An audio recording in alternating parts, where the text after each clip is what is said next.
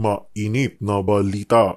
Simpleng-simple yun. If you would read Duterte and Ma'am Hanilet's statement, kung gusto nila si Amy, kung gusto ni Pangulong Duterte si Amy, why would not he say, okay, isama na natin yan. Ikampanya na natin yan. Kung gusto mo. Pero kung hindi mo gusto, what would be your reaction since your daughter endorsed Amy? The least siguro na pwede mong i-react is a no reaction. Pag-usapan na natin mga kababayan, ha? Pag-usapan na po natin, ha? Pag-usapan na po natin na napaka-importante. Bakit kanyo? Sige. Ito. Alam nyo, mga kababayan, ganito lang yan. For you to understand PRRD, you have to see the whole context of PRRD. Hindi lang pwede mong kunin ang kanyang konteksto kung ano yung sinabi niya ngayon. Kailangan mong tignan ng kanyang mga pinagsasabi. Not just PRRD. If you want to know a person, you have to see his or her background bago mo ma-interpret yung kanyang totoong sinasabi. Kaya nga sabi, di ba, read between the lines. O sinasabi, go beyond the words na sinasabi ng isang tao para mas maintindihan mo siya. Eto yan. Kung maaalala ninyo, nung panahon po ni Pangulong Duterte, bumabanat siya. Kasi ako dito, I was personally involved. Why involved? Kasi remember, sa ating channel po unang sinabi ni Pangulong Duterte yan. Yung kanyang patutsada at banat kay BBM during the campaign. Because that was the first time na narinig sambayanan niya. Kaya nga po nag-trending yan. Kaya I know where Duterte is coming from. Unang banat niya kay Bongbong Marcos ay yung interview natin. Nakita kong binanatan niya. Yung mga sumunod, okay, nabanat niya. Tayo po ay may mga inatinang meeting, nakasama po siya. At ganyan ang banat niya. Tuloy-tuloy po yung banat niya. Sunod-sunod yung banat niya. Okay? Until noong pong si BP Sara Duterte ay sumama na at ipinagtanggol na si BBM. That's the only time naghinay-hinay na si Pangulong Duterte ng banat kay BBM. As a matter of fact, at that time, di ba, nandun pa, tatakbo pa si Bato, supposedly presidente noon. Tapos, I think it was Vice President si Bongo noon. Something like that. Pero, umatras si Bongo dahil nga tumakbo si Inday na Vice President. At eventually, hindi na rin si Bato. Umatras na rin. The reason for that, kasi, they respect yung decision ni Sara Duterte. But all along, walang alam si Pangulong Duterte sa decision ni BP Sara Duterte until to the last minute na dineclare niya in public ni BP Sara Duterte. That's the time huminahon na si Pangulong Duterte sa banat niya kay Bongbong Marcos. Tumahimik na siya nun. Muli na lang siya nag-ingay nung maisog sa Davao. Noong nagsimula na unang sinabi niya, bangag ang ating presidente. Okay, bakit? Same thing nang nangyayari ngayon. Ngayon, alam naman po natin, before the ICC, ang tindi ng banat ni Pangulong Duterte sa mga Marcos. Pero this time, muli, hindi na nagsalita si Pangulong Duterte, particular kay Amy. Sabi nga sa interview kay Hanilet, kay Ma'am Hanilet, hindi na nagbigay ng opinion si PRRD. Which we do not really know if that is true, but I think that is true. Tapos nung tinanong na rin nga si Hanilet kung what can she say about this, ang sagot din niya ay medyo ayaw na rin niya magsalita.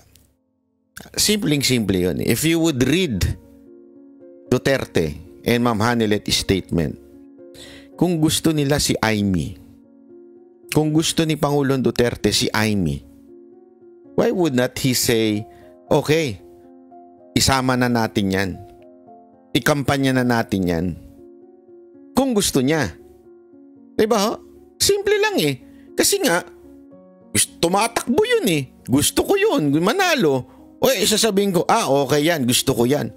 Patakbuhin natin yan. Sige, go. Ano natin yan? Ikampanya natin yan. Kung gusto mo. Pero kung hindi mo gusto, what would be your reaction since your daughter endorsed Imee? The least siguro na pwede mong i-react is a no reaction. Para naman, hindi sila magkaroon ng away ni VP Sara Duterte. Para naman hindi magkaroon ng problema. Para naman hindi masabing kinokontra niya yung anak niya. The best way is not to talk. The best way is to keep quiet. But literally, it means no. Kasi if ako, yes, I would say it. Okay, let's go. Sabi ni pinapatid ni Pangulong Duterte through Hanilet, nasasabi ni Hanilet, pinapatid ni Pangulong Duterte na ating pong suportahan si Senator Imee. Kasi nga, gusto mo yun eh. Gusto mo nga manalo. Kaya mo nga i-endorse. Kaya mo nga sasabihin sinusuportahan eh. Pero kung ayaw mo, hindi mo pwedeng kontrahin. Hindi mo pwedeng sabihin no kasi yung anak niya nandun. So the only way is just to keep quiet. That's what he did noong unit team. Nung kasagsagan na ng unit team at pinagtatanggol na ni BP si BBM, tumahimik na lang si Pangulong Duterte. Same thing that happened now. That's why I'm saying to you, sa tingin ko, opinion ko, ayaw niya kay Imee. Kung gusto niya, in-endorse niya na yan. Kung gusto niya, lantaran niya ng sinabi yan. Kung pinahatid niya sa sige, suportahan niyo na. Kasi may mensahe nga siya dun sa mga taong na andun eh. Anong mensahe niya? Salamat sa inyong suporta. Di ba? Meron silang mensahe. Pero bakit kung suportado niya talaga si Imee, di sana sinabi niya, sige, ayos yan, ikampanya natin yan. Kaya nga sabi ko nga sa inyo, napakamalaking katarantaduhan doon po sa mga nagsasabi na gusto ni Pangulong Duterte si Imee. Ang talagang may gusto dyan ay yung mga pro-Imee personalities. Sila ho talaga ang may hidden agenda ever since gusto talaga nila si Imee. Kaya lang, siguro along the way nakikita nilang pumalpak, sumasabit. Di ko na lang papangalanan kung sino. Pero ngayon, nagkaroon sila ng tsansa by saying, strategy yan eh. In-endorse ni BP yan eh. May strategy silang ginagawa. Meron silang chess move. Putang inang chess move yan. Sorry napaka-Holy Week pa naman ngayon yung bibig ko na pasensya na. Di ba? Wala akong chess move. This is a personal fact. Kasi nga ulitin ko, kung hindi nyo napanood yung nakaraang video ko, sinabi ko, na ang momentum ay nasa Duterte na. Paangat na ng paangat and we have more days to come. Diba? Marami pa tayong kahit papaano, may next week pa, may susunod pang linggo. Nandyan ang dami pang undecided. At kita mo naman, bumagsak talaga pati sa ratings itong si Marcos. Si Marcos, si Escudero, bumagsak lahat sila sa rating, lalong-lalo na si Tamba. At umangat si BP Sara Duterte.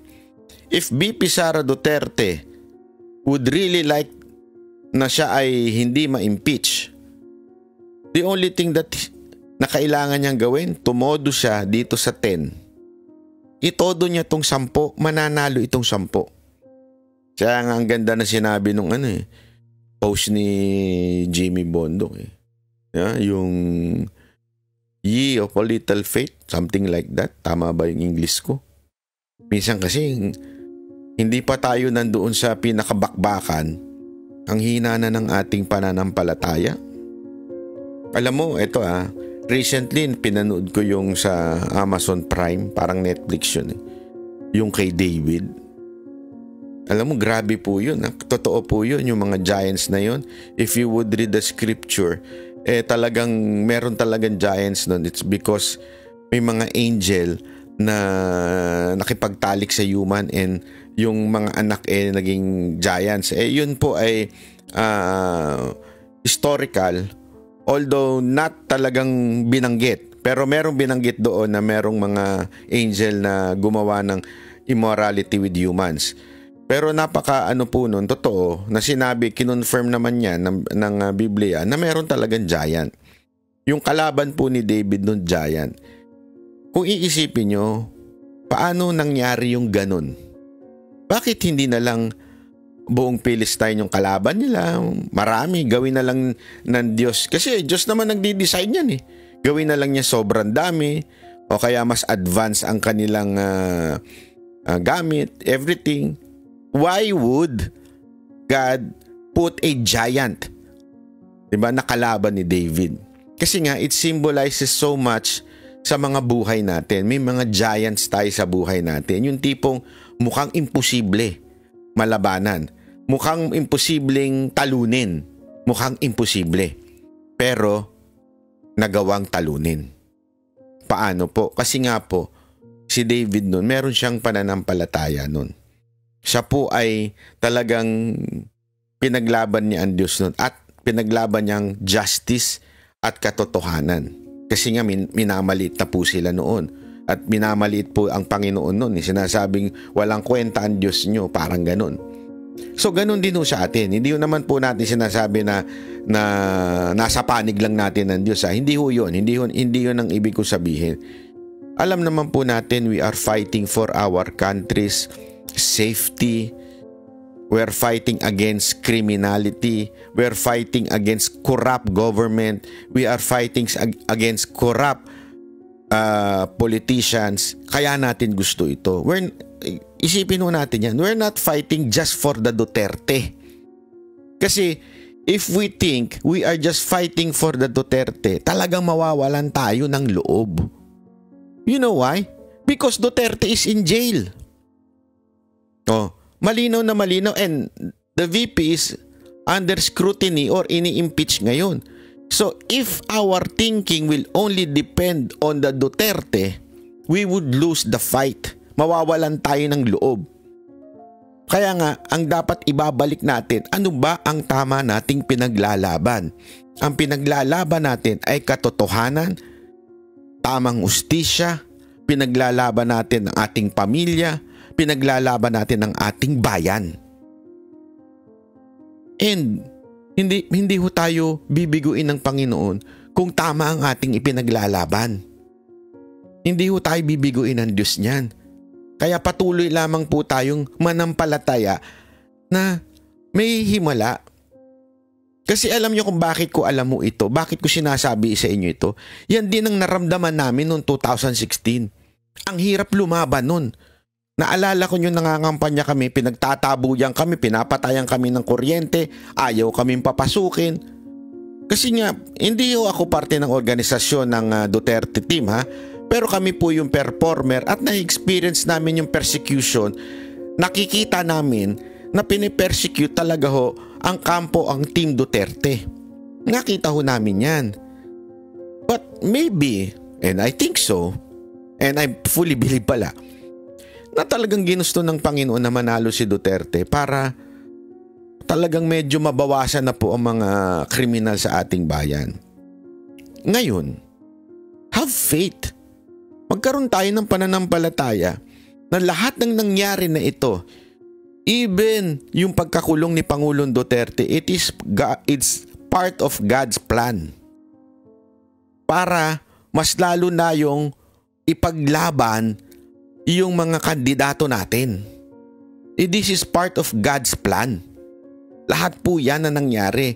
God will not allow it. Alam mo, ang dami ko nga naisip. Sabi ko, bakit kasi kung nagwala si Pangulong Duterte doon, kung hindi siya bumaba ng eroplano doon, kung nanawagan siya tataong bayan nung panahon na hinuhuli siya, sigurado ako tapos ang Pilipinas revolution yung time na yun. But he didn't. Maybe it was a test on his faith on God. Maybe it was a test Na do you still going to follow the law? Do you still going to serve your country? Are you willing to die for your country? We do not know. It is between Duterte and his creator.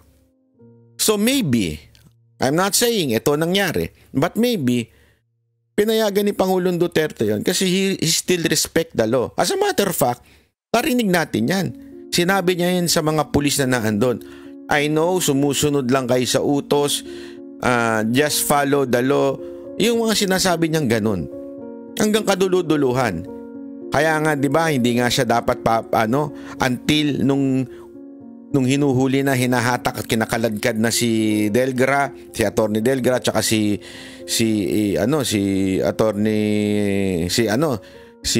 Executive Secretary, di ba? Nung dinadrag na po sila, doon na siya to save the people na nagsisilbi sa kanya. Which also ginawa ni Pastor Kibuloy. Diba nung magkakapatayan na, yung talaga nag-ready na. Ano na yun eh, talagang nakahawak na sa gantilyo yung mga pulis doon eh. Nung nakita niya yon, doon na po siya sumuko sa sundalo. Ganun, parehong-pareho sila nangyari ni Pangulong Duterte at saka ni Pastor Kibuloy. Pareho po sila. So anong ibig ko lamang pong sabihin? Lahat ng bagay nito, from Pastor Kibuloy, from impeachment of VP Sara Duterte, from PRRD, are all God's plan. He allowed everything to happen. Bakit? He has to purify the people. He has to make us understand that we are not just fighting for Duterte, for Pastor Kibuloy, for VP Sara Duterte. We are fighting for true justice in our country. We are fighting against corruption. We are fighting against criminality. Yun ang ating pinaglalaban. Ang hina naman ata ng pananampalataya natin by just saying, we want Senator Amy para lang hindi ma-impeach si VP Sara Duterte. No, everything will happen kung manindigan tayo dito sa 10. Kung ating tong itutulak at ikakampanya ng buong puso. Yung problema, yung iba dyan, talagang dinidivide pa ang mga Duterte supporter. Magsasalita pa, hindi ko na iboboto si Jimmy Bondo kasi ayaw niya kay Amy. So ibig mo bang sabihin kung yung 10 ayaw kay Amy, hindi mo na iboboto? What kind of thinking is that?